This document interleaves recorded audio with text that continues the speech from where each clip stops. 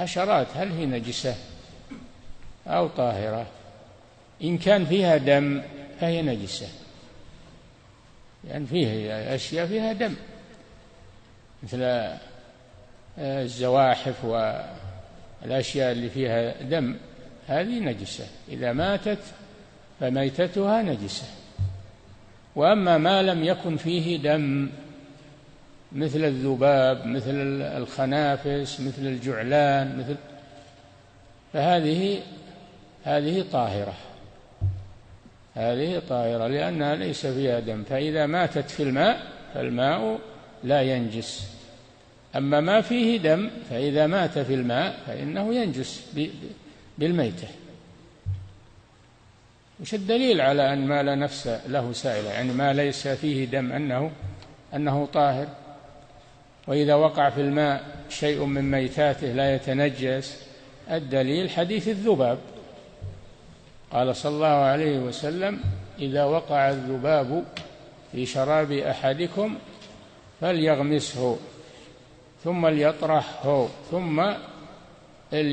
ثم ليشرب الماء، فإن في أحد جناحيه داء وفي الآخر شفاء، وهو يتقي بالجناح الذي فيه الداء. فإذا غمست الجناح الذي فيه دواء يتضاد، سبحان الله، يتضاد، فيذهب جناح الدواء يذهب جناح الداء.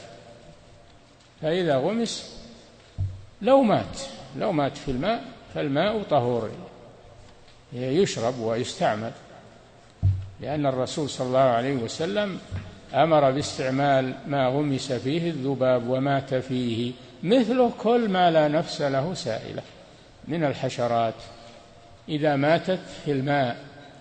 لو مات في الماء فأرة مثلا، ايش تقولون فيها؟ نجس. ليه؟ لأن الفأرة فيها دم، فيها نفس سائلة يعني دم، وكل ما فيه نفس سائلة إذا مات في الماء نجسه، وما لا نفس له سائلة إذا مات في الماء لا ينجسه. وهذا فيه فرج للمسلمين، لأنه كثير ما تقع الحشرات في المياه فلا تنجسها، والحمد لله. نعم.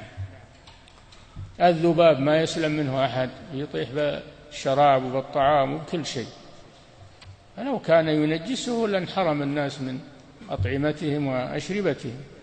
نعم.